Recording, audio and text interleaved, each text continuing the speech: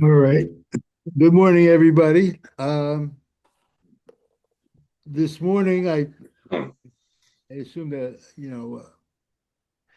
decided to talk about since another little talk related to the revolution anniversary. 250 is tomorrow, and the topic is is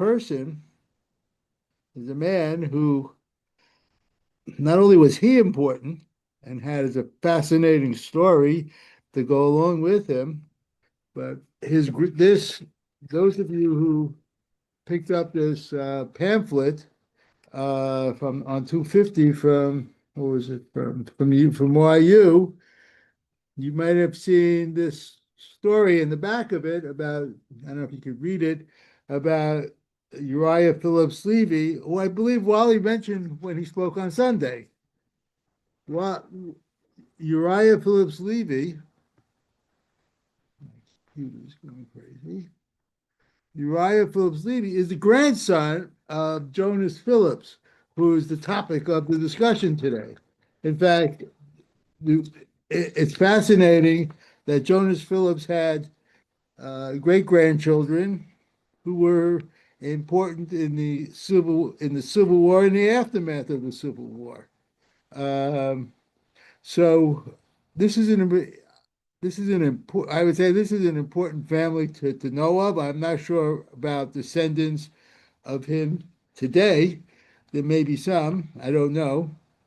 But Rabbi Meir Soloveitchik, who Wally mentioned, uh, I think he called him Chaim Soloveitchik, who was Meir Soloveitchik's grandfather, um, calls him, uses the phrase that Abraham Avinu uses when he's asking B'nai Chet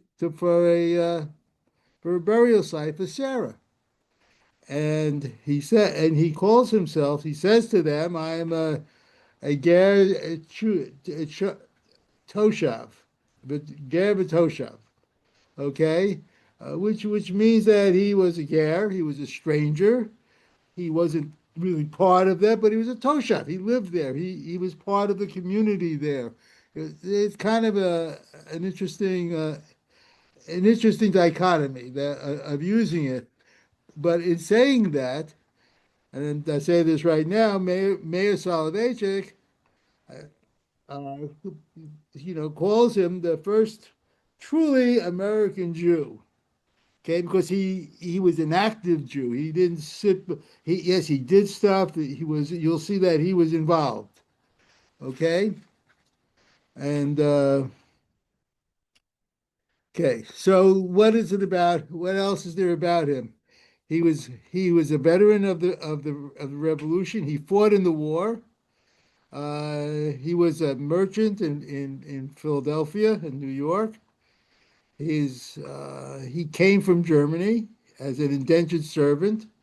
He went to Charleston. In those days, there were many people who came to the country as an indentured servant. If I remember correctly, President Carter, his ancestor came to Georgia as an indentured servant, probably about the same time as Jonas Phillips came to the country as an indentured servant.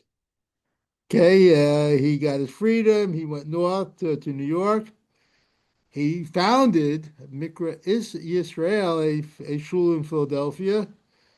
Okay, met his wife. They had many children, and as I said, they were the two grandchildren. I'll mention some of the grandchildren when we get down to it. And some of the details of his life. He was born to an Ashkenazi family in Germany.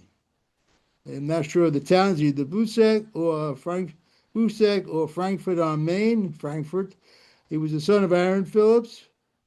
He anglicized his name. At age 20, he came to this country.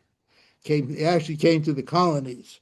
Sailing from London, okay, he was employed by somebody named Moses Lindau in South Carolina, who was also a Jew, and went Okay, he was a Jew. And he was in Charleston. Went from Georgia. In 1759, he completed his indenture, became a free man, and he left the South and went to Albany, the state capital, and then went to New York City. Okay, he joined the Freemasons. He may have known some very important people because they were very important Americans. They say that Benjamin Rush, Washington, there were many important people who were Freemasons. He married, he married uh, Rachel Mendez Machado, who's the daughter of a Sephardic Jewish family in New York City, and they, okay, they had 21 children together. Okay, he was greatly attracted. He recognized that the American Revolution and the war was something that he would favor. He supported the non-importation agreement among the states, which said that they would not import British goods that were taxed, and favored the Patriot cause.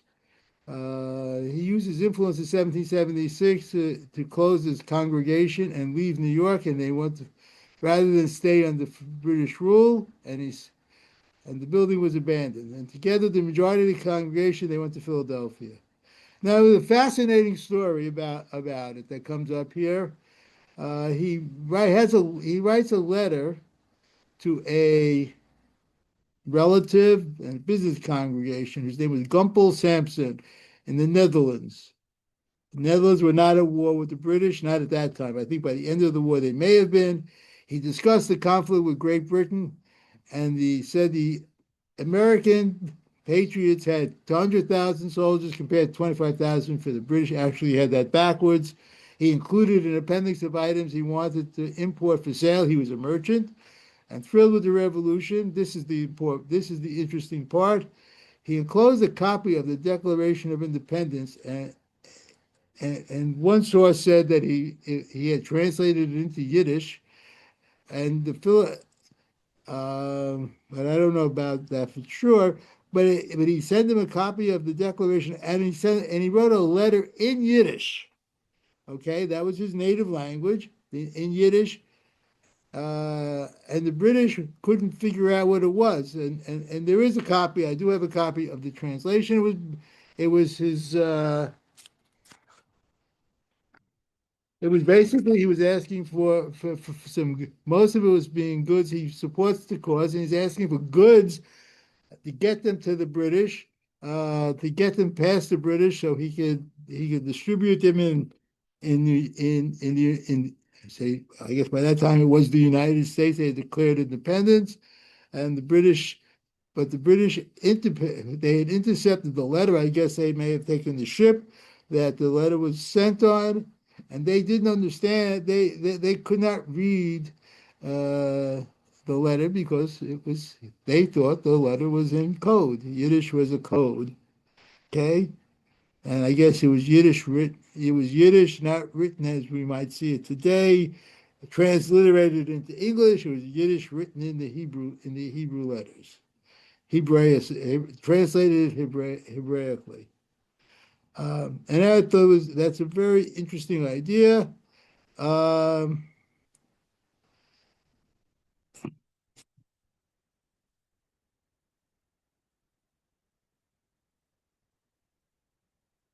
he had a letter. There's an interesting story that I will get into.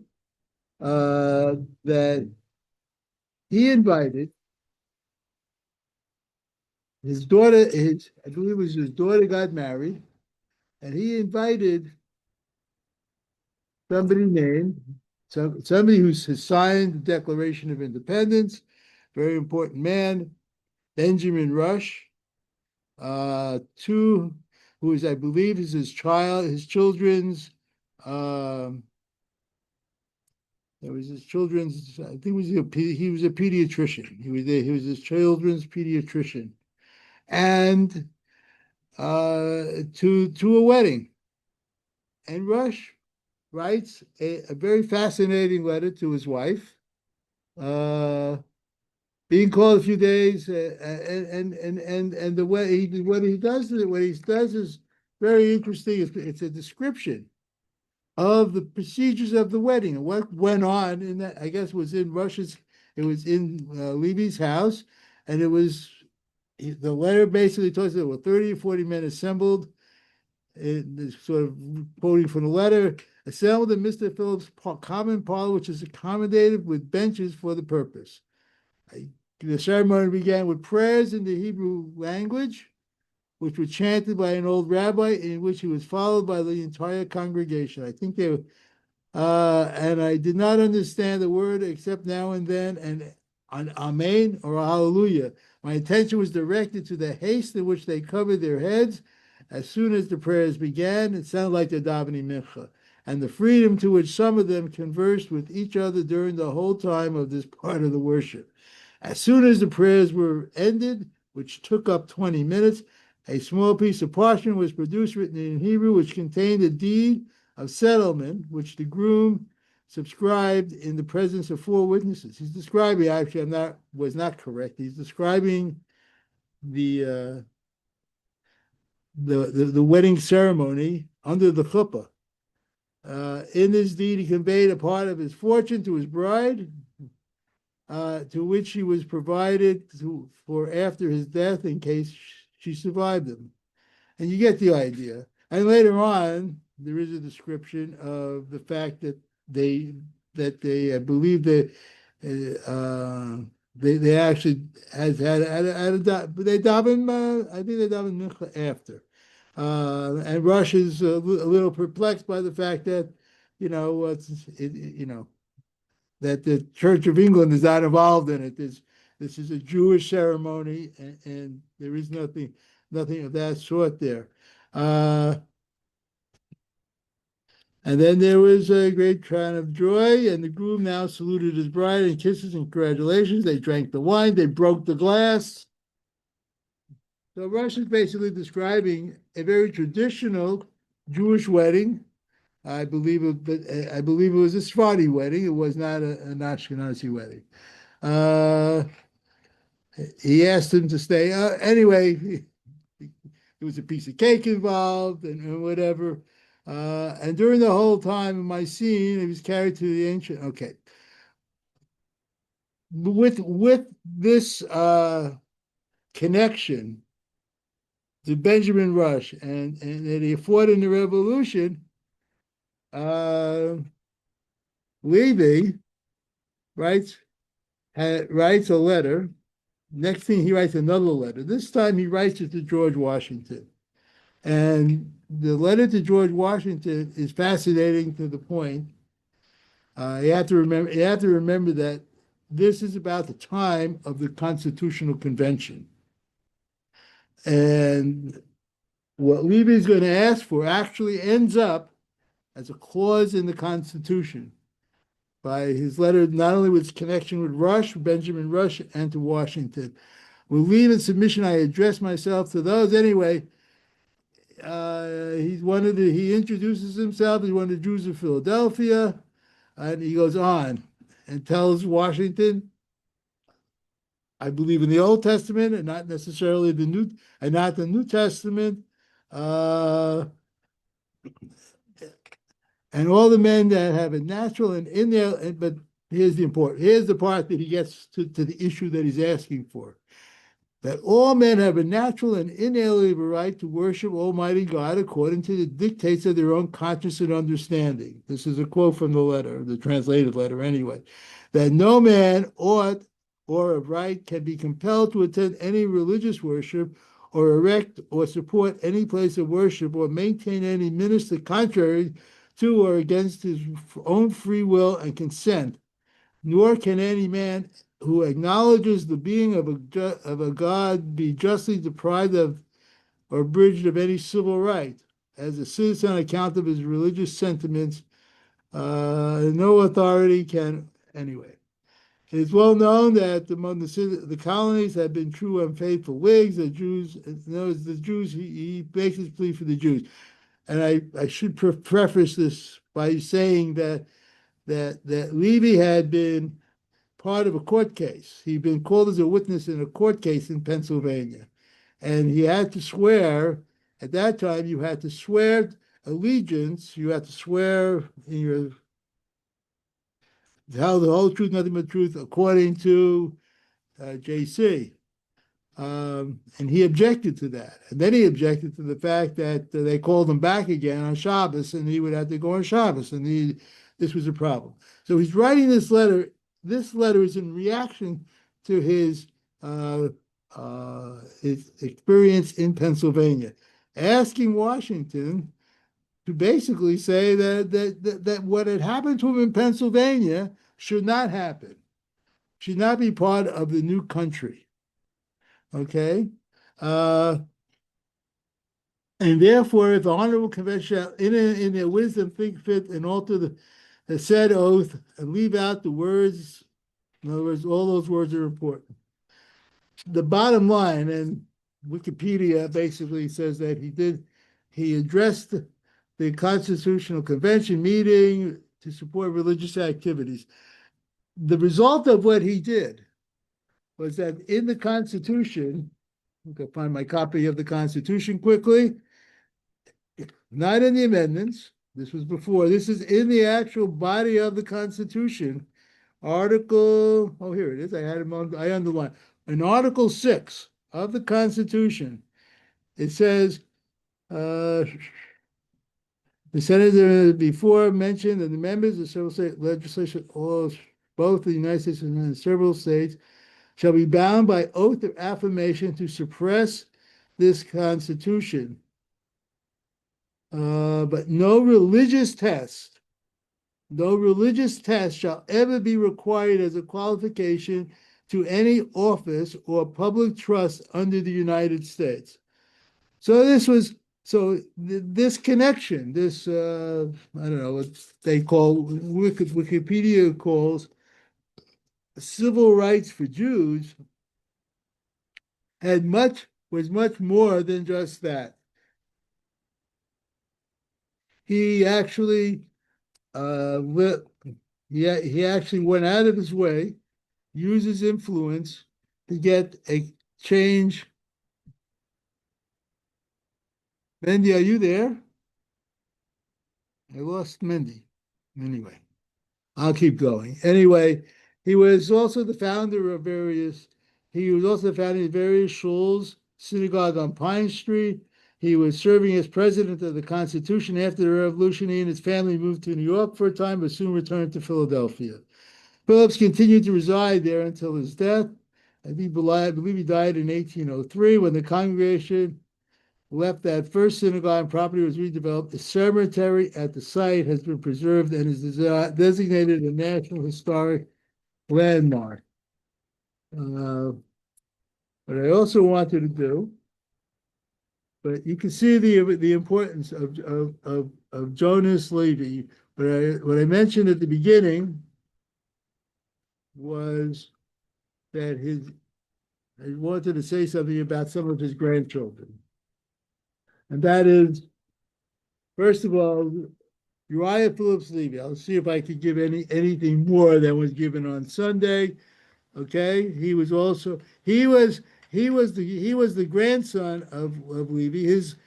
At that wedding that Benjamin Rush described, he was, I believe, the grandson that came from that. He was a grandson that came from that marriage. There were he had two brothers, and he served in the Navy. He went in as a whatever the bottom level was. He was also he was kidnapped by the British naval officer, where he was ordered to take an oath on the Christian Bible, and he said, "I'm an American, and I cannot swear allegiance to your king. I am a Hebrew. I do not swear on any testament." War of 1812 broke out. He fought in that. He fought and one of his big things was that he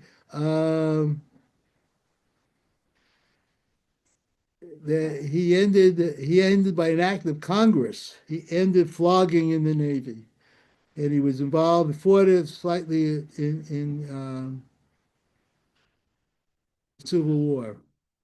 Now, an important thing I'm not sure how much to get into it, but I just wanted to say, if Mendy were to take us on a trip to visit Thomas Jefferson's home in Monticello, he would find a couple of interesting things there. Um, One was there on the site itself, okay, is a grave. Now, Jefferson and his family and whatever are buried sort of off to the side, off the property, away from it. But on the property itself, there's one grave, which is I believe it's Uriah Phillips Levy's mother is buried on Monticello, on the property itself, near the main house, the only grave there, uh, because he was an admirer of Jefferson, man who wrote the Declaration. And when Jefferson died, the house had gone. It was not being maintained, and it was his desire to save the house, to save the property. Um, so he bought it to fix it up. He jumped at the chance to purchase the property. He spent many years restoring it to its former glory. Okay. Um, and he managed to do that. And eventually, after a certain period of time, he was he restored it, and it was the intention was eventually to sell it back, and eventually it did go back to the state of Virginia as a national monument. Became a national monument. It's part of what it is to what you see today, and it's been worked on many times over since that, but that's what happened to it. And there's a statue of him erected outside Congregation Mikra Israel, where he covered his celebrated.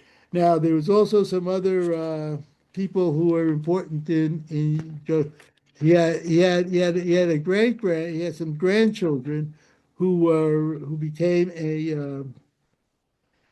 a governor of South Carolina after the Civil War. He was a Republican governor after the Civil War, and there was another and other grandchildren also were occupied in post Civil War and Reconstruction um, Reconstruction activities.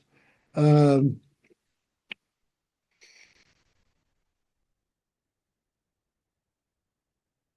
Others um, another descendant, okay, was Mordechai Emanuel Noah, who was the first who was an American consul to the Kingdom of Tunis. The first one, I believe, that he lost his job because he was Jewish, uh, and there were other, and there were a few other descendants of note. Okay, his um, father was the supreme elected to the state Supreme Court. There were many people in South Carolina and others from his family that were registered, did some important stuff. But I'm rambling on here a little bit. But Jonas Phillips, as you could tell, was a very important Jewish American in the Revolutionary War and the post-Revolutionary War, almost up to the Civil War. His influence sort of ranged out. Anyway, that is today's. That's it. That's Thank you, Sam, very much. Very interesting. I it was was an here. interesting. I just muted myself. I'm coughing a lot today, so I didn't want to Okay, that's all interrupt right. your share. It's okay. It's okay. That's why I had this thing, this bottle of filter. I don't know if you could see it. Yeah. That's why I kept it there, just in case, because I was having the same trouble. I guess it must be the weather.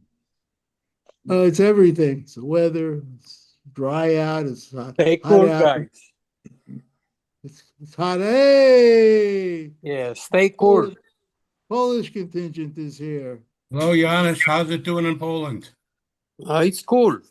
It's cool. Okay, let's Send get some of on. the cool weather this way. Let's get on. Yesterday was the first day of cool. So it's coming our way. You think maybe?